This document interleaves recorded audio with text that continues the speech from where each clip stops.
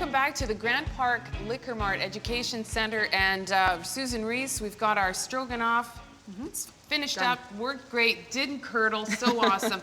And now we're moving into heat country here with our pork kung pao with peppers and cashews. So this is one of my absolute favorite things to order at a restaurant. I figure if you can have it at a restaurant, if you can make it at home, it's going to be 10 times better. And that's what we're going to do here today. So we start with this lovely piece of pork tenderloin. It's beautiful. Yes. So the recipe actually calls for 2 pork tenderloins, and again, we're going to do our own little bit of butchering here and slice it up into cubes. Away. So we've got some cubes already done. So again, with the pork tenderloin, this is the leanest cut of pork that you can buy, very comparable in fat content to boneless, skinless chicken breast. Okay. So we're going to cut against the grain again, and we're going to make 1-inch cubes roughly. So cut across and then maybe again in half, just like so.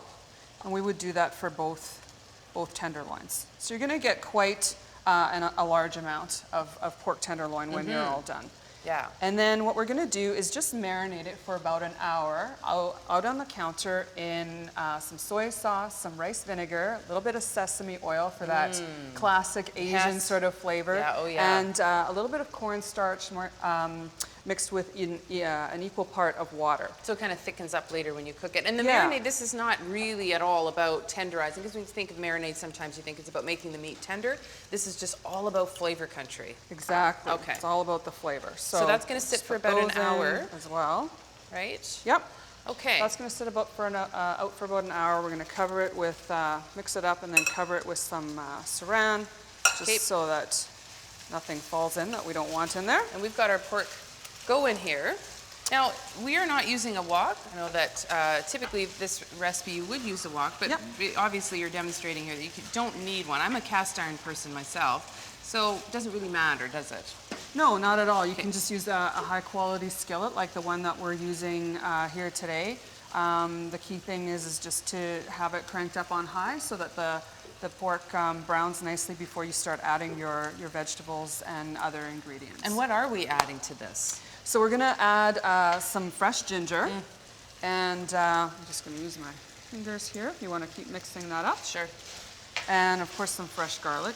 Can't have Asian without garlic. No way, no how. Can't have anything without garlic, but that's just me. And then by just stir frying that for a minute or so, it's going to actually bring out the flavor of that ginger and garlic even more so. Okay. And then once you've got that combined for about a minute or so, we're going to add some cubed red pepper. And just toss those in as well. Nice, that's color. Look at it. Exactly. Give it some nice color. Yeah.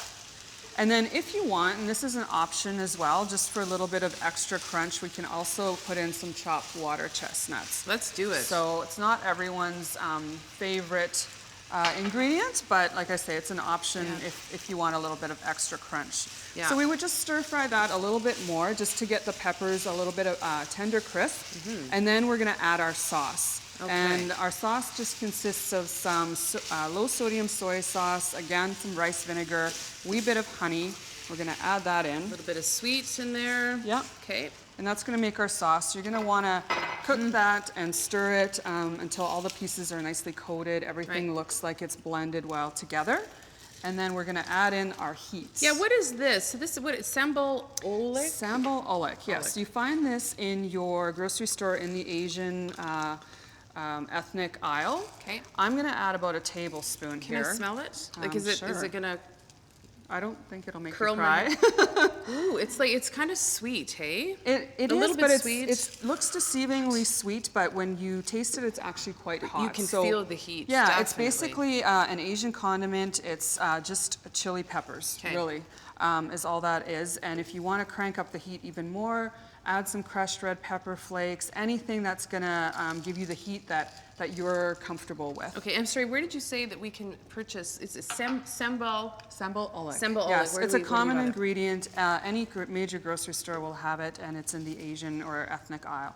And then when everything's said and done, we're going to add a little bit of green onion just to give it some more color. Pop. And then we've got our toasted cashews here. The cashews. That's, you know what, that's what makes this recipe. So that looks just amazing. Add like a couple of dried peppers if you want, just to dress it up a little bit more. Serve it on rice and you're done. Indeed. Well done. That is beautiful, Susan. Thank you so much. Okay, Kung Pao, something super interesting when we come back. West African pork and peanut stew. I hope you'll stay. Great Taste of Manitoba. You're watching Great Tastes of Manitoba, brought to you in part by Manitoba Agriculture, Food and Rural Development,